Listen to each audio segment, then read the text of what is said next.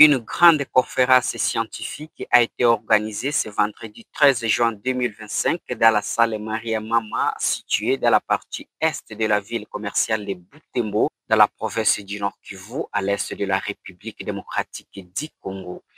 Cette rencontre scientifique qui a eu l'air panafricain a réuni les étudiants et professeurs de différentes institutions universitaires de la ville de Butembo et ailleurs. Par ailleurs, plusieurs exposés scientifiques ont été réalisés par les enseignants d'université et à l'issue de leurs analyses et débats scientifiques ouverts, les étudiants de différentes institutions universitaires de la place ont posé une série de questions à ces experts qui étaient invités à ce grand rendez-vous scientifique. Madame Rose Tombeane, la femme leader de la ville de Butembo et l'organisatrice de cette conférence scientifique, lors d'une interview exclusive qu'elle a accordée à la RFI News,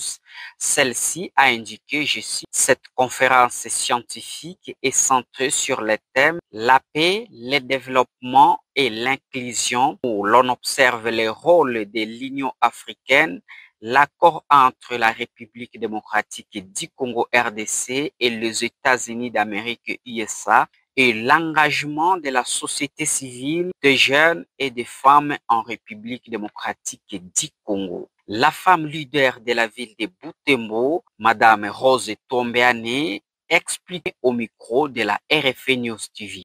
C'est une conférence qui a tourné autour du thème paix, développement et inclusion par rapport aux paix de l'Union africaine et les accords ISA-RDC,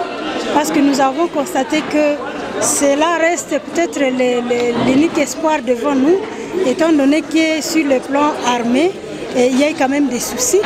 Et malheureusement, nous avons constaté que les négociateurs, ce qui conduisent tous ces processus, semblent ne pas faire participer la population, beaucoup plus les jeunes, la société civile et les femmes. Ce que nous avons pensé aussi, nous avons d'abord constaté aussi un sérieux problème que les gens ne sont pas au courant de ce qui se passe. Les gens se nourrissent dans les réseaux sociaux et ce qui n'est pas bon, il y a toujours des rumeurs qui ne sont pas positives pour construire les esprits de la population victime de la guerre. Nous avons cherché les éminents professeurs pour que les gens puissent être au courant de ce qui se passe. Et ils ont développé des théories, ils ont lu les accords, et puis ils ont commandé à leur qualité de scientifiques pour que les gens qui ont participé puissent avoir connaissance. Et nous aussi également, nous sommes venus pour rappeler le rôle que nous devons jouer en tant que femmes, jeunes et société civile, parce que nous ne devons pas croiser les bras, laisser les choses évoluer sans prise de connaissance du contenu, sans savoir est-ce que c'est important, c'est bénéfique pour la population que nous représentons en tant que société civile ou jeunes ou femmes. C'est pourquoi on a quand même poussé certains arguments, on a lu les rapports et on a donné certaines recommandations. Et il y a de cette conférence viennent de sortir des engagements parce que tous nous venons de nous engager, de bousculer pour que d'abord nous soutenions tous ces processus et ensuite pour que nous puissions revendiquer notre implication, pour que nous puissions nous rassurer de ce qui se passe et informer aussi la population, parce que nous sommes là aussi pour informer la population. Nous venons de prendre notre engagement de faire le monitoring, le suivi de comment ça évolue et former toujours la population. Mais aussi, nous allons mobiliser la population autour de cela parce que nous avons maintenant les informations à partir de nos experts qui ont passé la mi-journée avec nous. C'est cela, l'objectif, c'est toujours dans les soucis de dire, oui,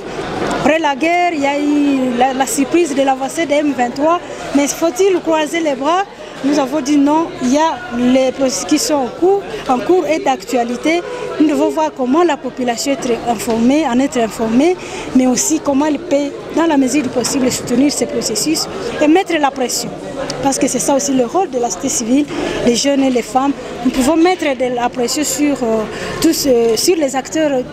les gens qui négocient, afin qu'ils puissent aller rapidement et que nous puissions, parce que notre souci, ce n'est pas, c'est voir les M23 partir de notre pays.